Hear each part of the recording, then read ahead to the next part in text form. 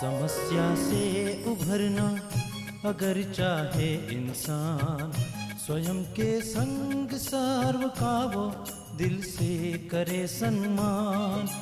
कहता है ये समाधान समाधान समाधान। समस्या से उभरना अगर चाहे इंसान, स्वयं के संग सर्व का वो दिल से करे सम्मान। कहता है ये समाधान समाधान समाधान समाधान समाधान समाधान।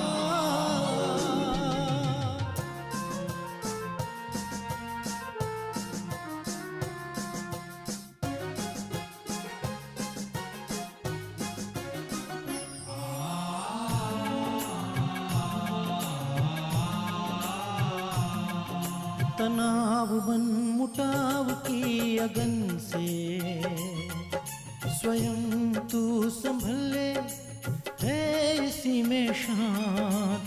दूरियां दरारे मिटाए मन से, जीवन बन जाएगा खुशियों की खान खुशियों की खान। कहता है ये समाधान समाधान समाधान। नमस्कार, आदाब, सत श्री अकाल मित्रों, स्वागत है आप सभी का समाधान कार्यक्रम में। मित्रों, 18वीं सदी में एक बहुत ही प्रख्यात पियानो वादक हुए थे, जिनका संगीत सुनने के लिए, पियानो सुनने के लिए लोग दूर दूर से आया करते थे। उनका कंसर्ट बहुत ही फेमस हुआ करता था। एक माँ अपने छोटे बच्चे को भी लेकर के गए उनके कंसर्ट में, क्योंकि वो उस छोटे बच्चे को भी पियानो सिखाना चाहती थी, वैसा ही मास्टर बनाना चाहती थी जैसे कि वो थे। अब कंसर्ट शुरू होने वाला था, लेकिन कुछ समय था तो उस माँ ने अपने बच्चे को बिठा दिया और कुछ उसके साथी थे, उनसे मिलने के लिए वो चली गई। अब ये बच्चा उतावलेपन में अंदर चला गया और देखा कि जहाँ पियानो रखा हुआ है वहाँ जाके बैठ गया और उसे थोड़ा थोड़ा प्ले करने लगा। जैसे ही पर्दा खुला, माँ ने देखा कि अरे बच्चा कहाँ चला गया है, देखा कि वहाँ बैठा हुआ है। अब वो जो पियानिस्ट था, बहुत ही फेमस था, वो जब आया तो उसने बच्चे को थोड़ा भी कहा नहीं कि अरे चलो तुम यहाँ से हटो करके, लेकिन उसके साथ साथ बैठ गया। और बच्चा जो प्ले कर रहा था ट्विंकल ट्विंकल लिटिल स्टार, उसके साथ साथ उसने धुन में धुन मिलाई, पियानो बजाना शुरू किया, उसके हाथ में अपने हाथ रख दिए और साथ ही बहुत ही सुंदर संगीत उन्होंने देना शुरू किया और सारी ही सभा बहुत ही धुन में मस्त हो गई और सभी लोग बहुत तारीफ करने लगे। तो मित्रों, कहने का भाव ये है कि कई बार हम लोग यदि ठीक से बजाना नहीं जानते, पियानो बजाना नहीं जानते, या अपने जीवन में श्रेष्ठ कर्म करना नहीं जानते, या हमें क्या करना चाहिए, कैसे करना चाहिए, ये सारी चीज़ें नहीं समझ पाते हैं, और जब हम योग करते हैं तो परमात्मा भी हमारे साथ आकर के वैसे ही बैठ जाते हैं जैसे कि उस छोटे बच्चे के साथ आकर के वो जो मशहूर पियानो मास्टर थे वो बैठ गए थे, और वैसे ही उसे मदद करते हैं जैसे कि उस बच्चे को उस पियानो वादक ने मदद की। तो ये महत्वपूर्ण नहीं होता मित्रों कि हम बहुत अच्छा पियानो बजाना जानते हों, बहुत अच्छा कर्म करना जानते हों, या बहुत अच्छे हमारे अंदर टैलेंट्स हों, या परमात्मा केवल उनकी मदद नहीं करते जिनके अंदर बहुत सारे टैलेंट्स हैं, लेकिन जिनके अंदर कोई भी टैलेंट नहीं है, परमात्मा उनकी भी मदद करते हैं यदि वो योग युक्त हो जाते हैं तो। और साथ ही ये भी बहुत महत्वपूर्ण है कि जब परमात्मा हमारे साथ जुड़ जाते हैं तो हमारा हर कर्म मास्टरपीस बन जाता है और साथ ही लोग उसकी बहुत ज़्यादा तारीफ करने लगते हैं। तो मित्रों, लगातार हम योग की इसीलिए चर्चा करते आ रहे हैं कि हो सकता है कि हमारे अंदर जो टैलेंट्स हैं थोड़े से कम हों, बहुत ज़्यादा विकसित ना हों, लेकिन जब हम योग करते हैं तो परमात्मा की शक्ति, उनकी मदद से वो सारे टैलेंट्स निखर आते हैं और हम संसार में छा जाते हैं, या वो कर पाते हैं जो हम करना चाहते हैं। इसीलिए कल भी हम चर्चा कर रहे थे आदरणीय भ्राता जी के साथ कि क्या योग के माध्यम से हम अपने व्यक्तित्व का विकास कर सकते हैं, या फिर यदि हम किसी कला विशेष को अपने अंदर लाना चाहते हैं तो क्या ला सकते हैं। आइए उसी चर्चा पे आज के इस समाधान को हम केंद्रित रखेंगे। अभिनंदन करते हैं आदरणीय भ्राता जी का और चर्चा की शुरुआत करते हैं। भ्राता जी, बहुत बहुत स्वागत है आपका। Thank you. बहुत महत्वपूर्ण है भ्राता जी ये प्रश्न। लोग सोचते तो हैं, अपनी तरफ से मेहनत हर एक व्यक्ति करता है, लेकिन अच्छा हो यदि परमात्मा हमारे साथ जुड़ जाए तो शायद हमारे बल्ले बल्ले हो। बिल्कुल, कोई भी योग्यता जी विकसित हो जाती है बहुत आराम से यदि परमात्मा सहयोग उसमें होने लगे। और देखिए, चाहे मान लो जैसे आपने उदाहरण दिया पियानो का है या कोई तबला वादक है या मान लो कोई हारमोनियम ही बजा रहा है जी। और उसको थोड़ी बहुत कम आती है, लेकिन उसे सीखने की बहुत ज़्यादा इच्छा है और वो प्रैक्टिस तो करता ही है, लेकिन अगर भगवान को वो अपने साथ ले लेता है तो क्योंकि वो दाता है और वो हमारी हर चीज़ को रिफाइन करने वाला है, तो उसकी मदद से वो योग्यता, वो कला बहुत ज़्यादा विकसित हो जाती है। जी जी। तो किस किस प्रकार की कलाएं हैं भ्राता जी जिन्हें हम या तो आह्वान कर सकते हैं? एक चीज़ आप ये भी कहते हैं कि हम आह्वान कर लें, तो कौन कौन सी कलाओं को आह्वान किया जा सकता है और परमात्मा की मदद ली जा सकती है उन्हें विकसित करने देखिए, में? संसार में जो आजकल बहुत फेमस चीज़ें हैं जी। वो हैं गायन कला, संगीत देना, जी। पेंटिंग। हालांकि खेलना भी एक कला ही है, लेकिन दो बहुत सुंदर कला, लिखना, एक साहित्य लिखना, एक सुंदर लेख लिखना, एक ऐसा प्रेरक लेख लिखना जिसको पढ़कर लोगों को कुछ सीखने को मिले, कुछ प्रेरणा मिले, मोटिवेट हो जाए वो, और ऐसे गीत लिखना, सुंदर गीत।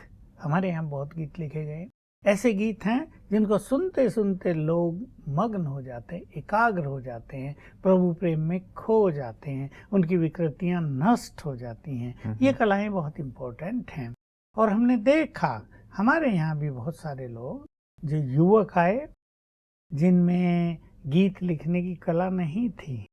मैं तो ये कहूँ कि उनकी भाषा भी हिंदी नहीं थी, प्योर हिंदी। कोई पंजाबी था, कोई उड़िया था, कोई गुजराती था, लेकिन राजयोग करते करते वो बस गाने लगे और उनकी कला में निखार आने लगा और उन्होंने अच्छे अच्छे गीतों की रचना कर डाली। वो गीत आज हमारे यहाँ बहुत फेमस हैं, बहुत प्रिय हैं, सब उनको सुनते सुनते प्रभु प्रेम में मग्न हो जाते हैं।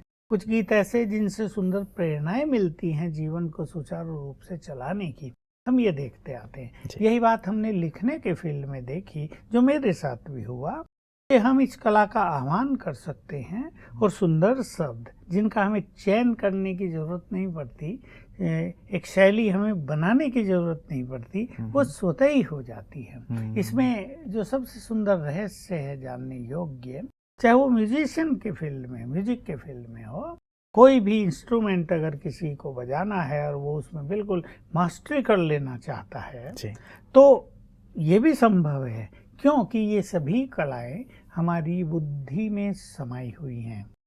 एक तो ये कि हमने 5000 साल पहले, कल पूर्व भी ये कलाएं सीखी थी और फिर हम पूर्व जन्मों से भी इन कलाओं का अभ्यास करते आए हैं। और कोई व्यक्ति विशेष रूप से एक ही कला में निपुण होना चाहता है, कोई कोई दो में भी, क्योंकि अगर बहुत कलाएं लेंगे तो निपुणता नष्ट हो जाएगी। प्राय तो मनुष्य एक कला में, अगर कोई गायक है तो वो सोचता है बस गायन विद्या में मैं ऐसा हो जाऊं, टॉप मोस्ट पर पहुंच, उसकी पराकाष्ठा आ जाए। जी। अगर वो सोचेगा मैं लिखने भी लगूं और मैं म्यूजिक भी देने लगूं, ठीक है, हो भी सकता है, लेकिन थोड़ा कम होगा। जैसे हमारे रविंद्र जैन हैं, वो खुद ही गीत भी बना लेते हैं, तो म्यूजिक भी खुद ही देते हैं और गा भी खुद लेते हैं। लेकिन वो इतने फेमस तो नहीं हुए ना जितने और हो गए हैं, क्योंकि बुद्धि की जो क्षमताएं हैं वो बढ़ जाती हैं। तो ये सब योग्यताएं हमारी बुद्धि में हैं और बुद्धि एक बहुत सुंदर चीज है जिसमें न जाने क्या क्या भरा हुआ होता है। ये एक वंडरफुल रचना है।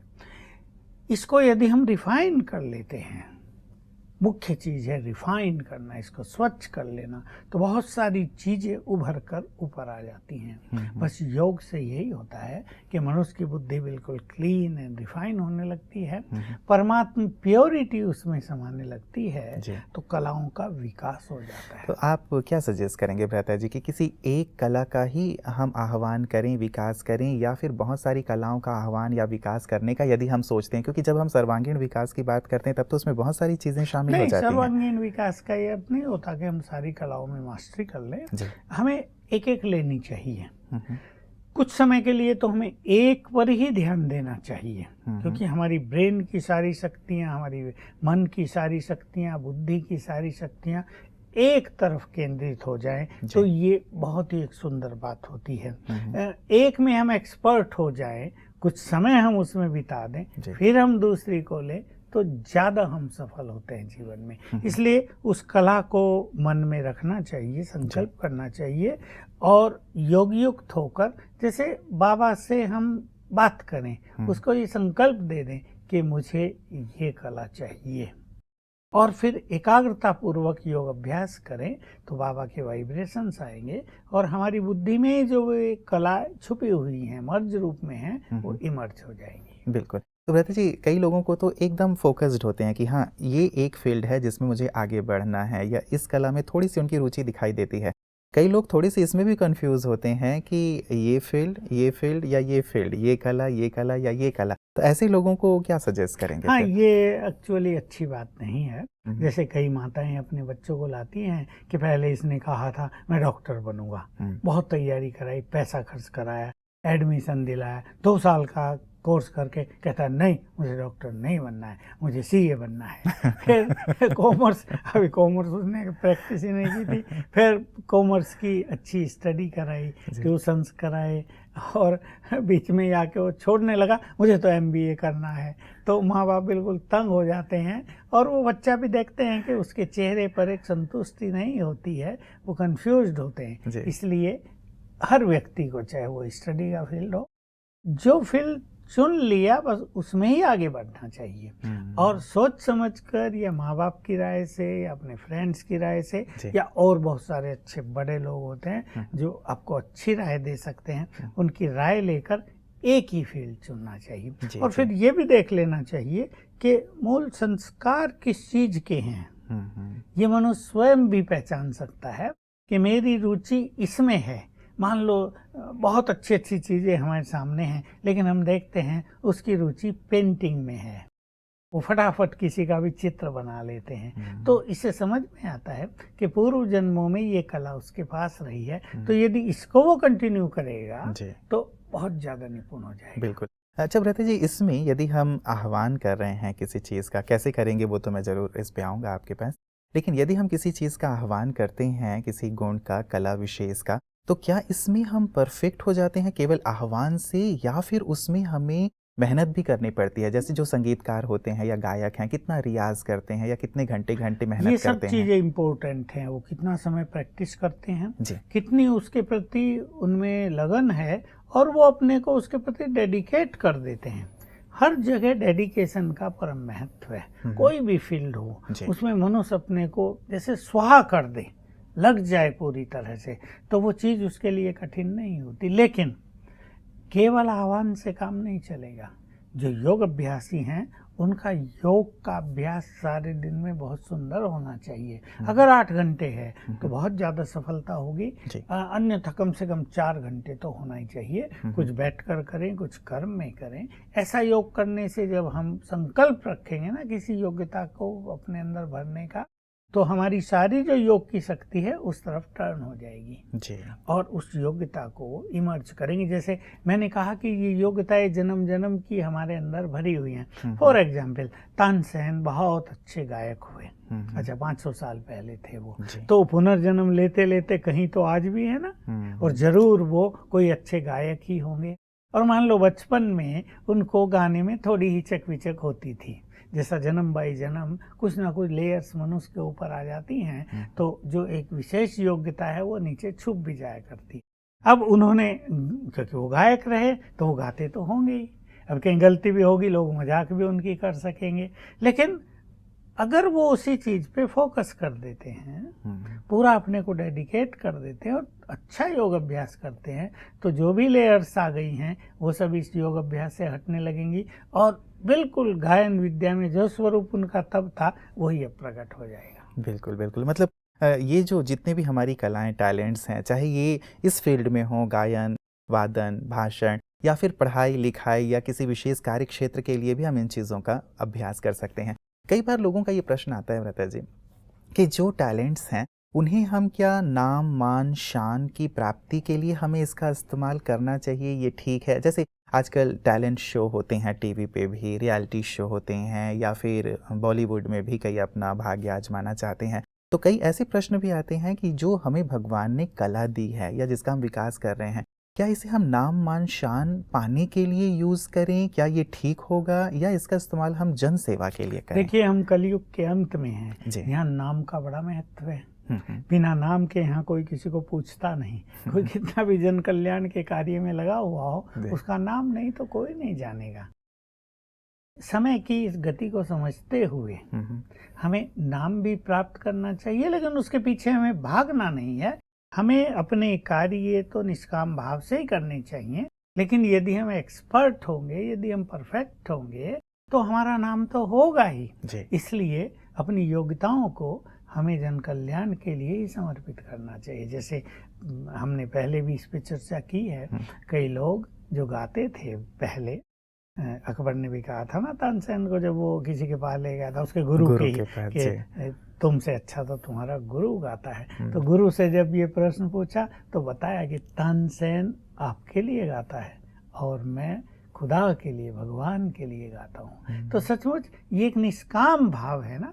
जो प्रभु प्रेम में मग्न होकर गा रहा है उसको लोग तो पसंद करेंगे ही और उसका नाम होगा ही। इसलिए नाम को हम पीछे कर ले, नाम हमारे पीछे पीछे आएगा। बिल्कुल, ये बहुत अच्छी बात रहेगी। नाम के पीछे ना भागा जाए, हम अपने ईश्वर के पीछे या अपनी कलाओं के विकास के पीछे भागें तो स्वतः वो आएगा। तो प्रत्यय जी, अब विशेष इस बात पे मैं आना चाहूँगा, यदि हम योग के माध्यम से किसी भी विशेष कला का आह्वान करना चाहते हैं तो उसकी क्या विधि होगी, कब करें, सारे दिन में कितनी बार किया जा सकता है? थोड़ी विधि पे प्रकाश चाहिए। देखिए, हम योग अभ्यास अपना बढ़ाएं तो अवश्य, जैसे मैंने कहा, 4 घंटे करें, लेकिन हम 1 घंटा इसके लिए विद फुल कंसंट्रेशन योग अभ्यास करेंगे, कम से कम 3 मास तक अवश्य, या 21-21 दिन का प्रोग्राम 3 बार हम कर लें, या 3 मास हम लगातार कर लें। 21-21 दिन मैंने ऐसे कहा कि बीच में कोई काम पड़ जाता है, कहीं हमें ब्रेक लेना पड़ता है, तो 21-21 दिन करके हमारे पास 9-10 दिन बचेंगे, उसमें हम कुछ और कार्य कर सकते हैं। और हम बस योग युक्त होकर बैठें और शिव बाबा को ये संकल्प दे दें कि मुझे इस कला का विकास करना है। उस पर ही हम फोकस करके बस योग अभ्यास करेंगे। तो जैसे हम उस कला का आह्वान करेंगे, एक तो ये हमें करना चाहिए, और दूसरा करना है रोज सवेरे उठ के, क्योंकि तब हमारा सबकॉन्शियस माइंड एक्टिव है। तो हम अपनी सोई हुई शक्तियों को जगाने के लिए 7 बार संकल्प करेंगे।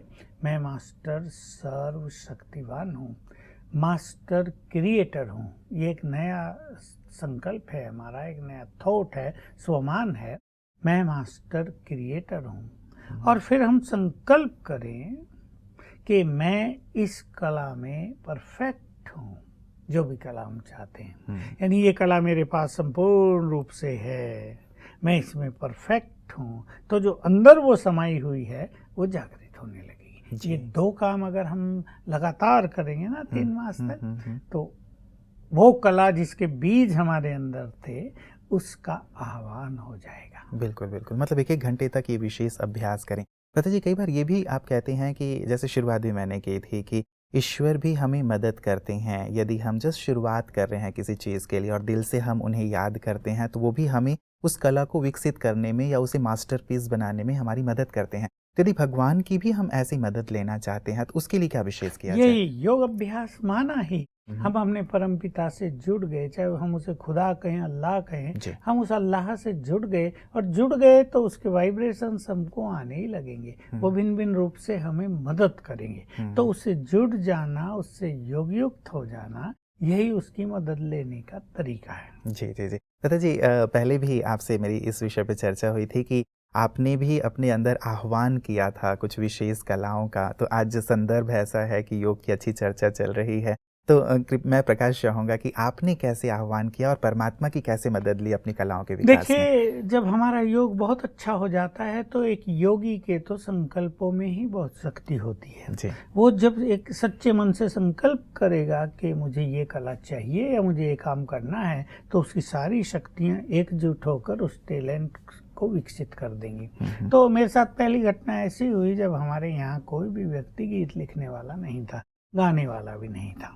अब हमारी बड़ी दीदी हुआ करती थी जो तत्कालीन चीफ ऑफ ब्रह्मा कुमारी थी, उसने मुझे कहा, इसी जन्माष्टमी आ रही थी, कि तुम कृष्ण जन्माष्टमी पर गीत लिखो। मेरी नेचर थी यस करना, मैंने हाँ कहा, हाँ तो कर लिया, लेकिन अब मैं सोचने लगा लिखूं कैसे। ठीक है, जब पढ़ते थे थोड़ी बहुत कविताएं बना लिया करते थे, हल्का सल्का, जिसको तुकबंदी लोग कहते हैं, जोड़ लेते थे। अब मैं अपने कमरे में आ गया, मैंने योग लगाया, शिव बाबा को याद किया, उसको रिक्वेस्ट की कि मुझे गीत लिखना है और मुझे आपकी मदद चाहिए। और मैं कागज़ पेन लेकर बैठा। अभी ना तो मुझे ये आता है कि तर्ज क्या होती हैं, म्यूज़िक उसमें कैसे होगा, उन दिनों ये सब चीज़ें थी भी नहीं हमारे पास। तो बस मैंने, मुझे लगता है 7 मिनट लगे होंगे, मैंने श्री कृष्ण पर एक 3 स्टेंजे का गीत लिख लिया। दीदी को जाके सुनाया, दीदी खुश हो गई। अब उन्होंने क्या कहा, गाओ भी, तुम गाना भी स्कोर भाई। दीदी, मेरे को तो गाना नहीं आता। आपके लिए चैलेंज था। नहीं आएगा आएगा, तुम गाओगे। दीदी बड़ी ऐसी थी, कॉन्फिडेंस दिलाने वाली, तुम गाओगे, आएगा, तुमको आएगा अच्छी तरह। फिर हमारे यहाँ 2-3 लोग थे, हम थोड़े ही थे, हम सब ने थोड़ी थोड़ी, एक उनमें से हारमोनियम जानते थे, टूटी फूटी बजाना, फिर हमने वो गीत गाया। तो पहली बार कोई गीत हमारे यहाँ गाया गया होगा, जैसा भी था वो सबको पसंद लगा, क्योंकि कंपैरिजन कोई था ही नहीं कि फलाना अच्छा गाता है, ये वो यहाँ से शुरू हुआ और फिर गीत लिखना प्रारंभ हुआ। बहुत अच्छे उसमें अनुभव रहे। ऐसे लिखने की बात थी, लेख लिखने की, बहुत कम थे हमारे यहाँ लिखने वाले। उसके लिए मुझे कहा गया और यही विधि मैंने उसमें भी अपनाई और बहुत अच्छी सफलता, उसमें तो बहुत ज़्यादा सफलता प्राप्त हुई और लेख लिखने में बहुत ज़्यादा निपुणता प्राप्त हो गई। तो वास्तव में तभी बाबा के महावाक्यों में ये चीज़ आई थी कि तुम किसी भी टैलेंट का आह्वान कर सकते हो एकाग्रता के द्वारा। योग में एकाग्र होकर अगर तुम संकल्प करोगे किसी भी योग्यता का, तो वो तुम्हारे पास आ जाएगी। बिल्कुल, मतलब योगी होना, परमात्मा पे विश्वास रखना, खुद पे विश्वास रखना, इसके लिए बहुत आवश्यक हो जाता है। और आपने एक विशेष गुण भी कह दिया भ्राता जी कि हाँ जी, यदि हमें हमारे जो बड़े हैं यदि कुछ कहते हैं, हम उसे हाँ कहते हैं तो बिल्कुल, अगर मैं ना कह देता दीदी मेरे बस का नहीं है, किसी और को कहो, न तो वहाँ कोई और था। और दीदी भी कहती भाई नहीं लिखा जा रहा, छोड़ दो, जैसे अब तक चला आ रहा वैसे ही चले। उसके बाद तो गीत और संगीत की एक लहर हुई ना हमारे इस ईश्वरीय विश्वविद्यालय में। और आज वो लहर इतनी सुंदर है कि ये एक विशेष डिपार्टमेंट ही, हमारा विंग ही इसका बन गया है। और बहुत सारे गायक और गीत लिखने वाले हमारे अपने ही पास हैं, इसलिए हमें कहीं जाना नहीं पड़ता। तो इस बात की खुशी है भ्राता जी कि आप इसके जन्मदाता और क्रिएटर रहे हैं। जन्मदाता तो नहीं। भ्राता जी, एक विशेष चीज़ और, जैसे हम सर्वांगीण विकास की बात, जैसे मैंने शुरुआत में भी की थी, एक बात विशेष आती है जब हम राजयोग या योग की बात करते हैं, विशेष राजयोग की बात, तो ये अंदर चलने की बात है कि हम अंतर्मुखी हो जाते हैं, अपने अंदर जाते हैं। लेकिन जहाँ व्यक्तित्व विकास की बात आती है तो ये ज़्यादातर एक्सटर्नल है कि हमें कैसे चलना चाहिए, कैसे दिखना चाहिए, कैसे पहनना चाहिए, कैसे बात करना चाहिए, व्यवहार करना चाहिए। तो फिर राजयोग जो अंतर की यात्रा कराता है, वो ये बाहरी चीज़ों में कैसे मदद करता है? सच तो ये है, लोगों ने पर्सनैलिटी को गलत डिफाइन कर दिया है। हमने बहुत देखे, एक व्यक्ति बहुत सुंदर है, सूटेड बूटेड है, चल भी बड़ी रॉयल्टी से रहा है, लेकिन आंतरिक खुशी नहीं है, अंदर में कोई चिंता है, उसकी पर्सनैलिटी किसी को भी आकर्षक नहीं लगती है। ये सब जान सकते हैं, सब देख सकते हैं। एक व्यक्ति लंबा चौड़ा है, बिल्कुल बहुत अच्छे कपड़े उसने पहने हैं, देखने में भी सुंदर है, लेकिन उसे क्रोध बहुत आता है, तो उसकी पर्सनैलिटी किसी को भी आकर्षित नहीं करेगी। ऐसे ही भिन्न भिन्न जगह में हम देख सकते हैं, एक व्यक्ति की पर्सनैलिटी बहुत सुंदर है, लेकिन वो काम करने में जिम्मेदारी निभाता ही नहीं है, वो बिल्कुल केयरलेस होता है। वो ऑफिस में जाता है तो सबको सुंदर तो बहुत लगता है, सबको प्रिय तो लगता है, लेकिन काम उससे कुछ होता नहीं, तो उसकी पर्सनैलिटी भी किसी को अट्रैक्ट नहीं करेगी। वास्तव में इनर पर्सनैलिटी ही सबसे बड़ी चीज है।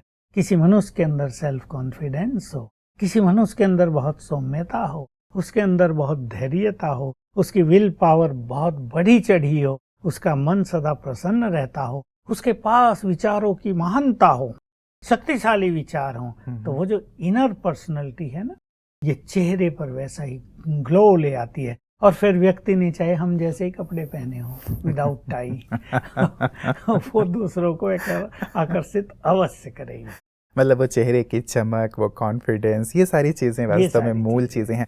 तो राजयोग से भ्राता जी क्या ये कहें कि ये अंदर की जो कलाएं हैं या अंदर की जो योग्यताएं हैं, गुण हैं, वो विकसित होते हैं और ये वास्तव में हमारे व्यक्तित्व को संपूर्ण रूप से निखारती हैं? बिल्कुल, राजयोग के द्वारा वैसे भी एक योगी जब चलता है जी। वो बहुत धैर्यवत ही चलता है। हम्म, एक योगी का चित्त शांत हो जाता है, उसके विचारों में महानता आ जाती है, कल्याण की भावना आ जाती है, शुभ भावनाएं आ जाती हैं उसमें, क्योंकि वो मास्टर ऑलमाइटी बन जाता है, क्योंकि उसे परमात्मा साथ का अनुभव हो जाता है, तो उसके पास सेल्फ कॉन्फिडेंस और उसकी विल पावर बहुत बढ़ी चढ़ी हो जाती है, उसमें भय भी नहीं रहता, वो अपने कार्यों के प्रति बहुत रेस्पॉन्सिबल भी हो जाता है। तो ये जो सारी इनर क्वालिटीज हैं ये राजयोग से बढ़ती हैं, इसलिए व्यक्तित्व तो बहुत निखर जाता है। बिल्कुल। तो भ्राता जी अंत में चाहेंगे कि थोड़ी देर आप ऐसा अभ्यास हमें कराएं योग का, जिससे हमारे भी अंदर के जो गुण हैं, कलाएं हैं या संपूर्ण व्यक्तित्व है वो विकसित होने लगे। ठीक है, चलिए हम सभी पहले आत्मिक स्वरूप में स्थित हो जाएं। मैं चमकती हुई आत्मा भ्रकुटी की कुटिया में विराजमान हूँ। संकल्प कर लें, मैं सर्व गुणों से युक्त हूँ। मुझसे चारों ओर रंग बिरंगी किरणें फैल रही हैं।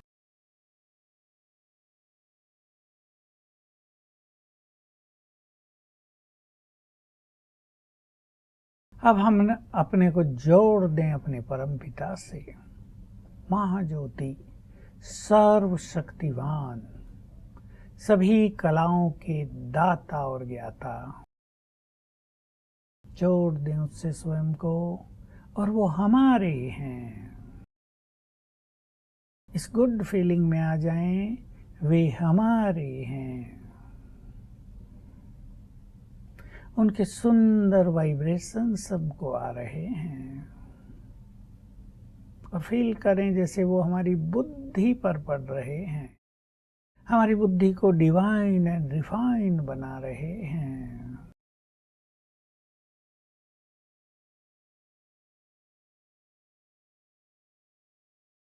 अब संकल्प कर दें, जो भी योग्यता किसी को चाहिए, शिव बाबा को वो संकल्प दे दें, मैं इस योग्यता में परफेक्ट होना चाहता हूँ, चाहती हूँ।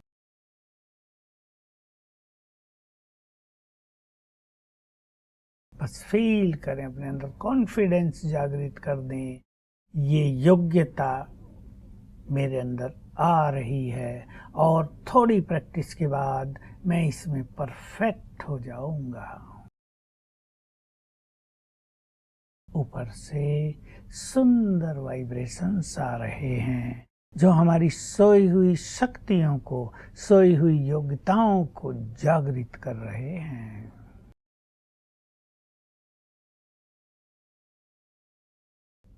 ओम शांति। बहुत बहुत शुक्रिया भ्राता जी, बहुत ही सुंदर विधि लगी है और लगता है कि इसको लंबे समय तक यदि किया जाए तो सचमुच कोई भी कार्य, कोई भी कला हमारे लिए असंभव नहीं रहेगी। आज के सुंदर प्रकाश के लिए, ज्ञान युक्त प्रकाश के लिए आपका बहुत बहुत शुक्रिया। मित्रों, कितनी सुंदर चर्चा रही है कि हम किसी भी कला का, किसी भी गुण का, किसी भी विशेषता का अपने अंदर विकास कर सकते हैं, उनका आह्वान कर सकते हैं, परमात्मा से भी अपने अंदर उस कला को भर सकते हैं योग के माध्यम से। और योग का एक कितना सुंदर एक कहें कि उपयोग है ये कि हम जिन चीज़ों के लिए बहुत मेहनत करते रहते हैं, योग के माध्यम से उन्हें सहज किया जा सकता है, अपने जीवन में आत्मसात किया जा सकता है, क्योंकि वो चीज़ हमारे अंदर भी समाई हुई है और परमात्मा तो सर्वगुणों के सागर, सर्व कलाओं के सागर हैं ही, वो भी हमारे अंदर ये चीज़ें भर देते हैं। बचपन में मैं भी बहुत हिचकिचाया करता था किसी से मिलने में, जुलने में, साथ ही बात करने में। घर में कोई मेहमान आ जाता था तो उनके सामने जाने से ही डर लगता था। घर वाले डांट के भले उनके सामने कर देते थे, लेकिन 2-4 शब्द बोल के ही मैं भाग खड़ा होता था। लेकिन अब जब से मैं ब्रह्मा कुमारी के संपर्क में आया हूँ, थोड़ा योग करने के पश्चात ऐसा लगता है कि सचमुच ये कलाएं विकसित होने लगी हैं और लगता है कि नहीं, अपने अंदर की हिचक भी दूर हो गई, कॉन्फिडेंस भी बहुत बढ़ गया और लगता है कि कोई भी कला सहज रूप से अपने अंदर भरी जा सकती हैं योग के द्वारा। सचमुच बहुत ही गहन और सुंदर बात है मित्रों, इसका अभ्यास हम करते रहेंगे और बने रहिएगा। कल बहुत सुंदर चर्चा होगी हमारी, क्योंकि कल 21 जून है, सारा संसार योग दिवस मनाएगा और हम भी योग की विशेष चर्चा कल करेंगे कि कैसे सारा संसार तो मना रहा है, लेकिन हम भी अब तक जो चर्चा कर चुके हैं योग की, उसे हम सार रूप में आपके सम्मुख रखेंगे। बने रहिएगा समाधान कार्यक्रम में, कल पुनः आपसे मुलाकात होगी। नमस्कार। धैर्य और दृढ़ मनोबल से कर दे तू पल भर में मुश्किलें आसान, कतनी समकरनी के पावन जल से स्वर्ग बन जाएगा सारा ये जहान, सारा ये जहान। कहता है ये समाधान समाधान समाधान।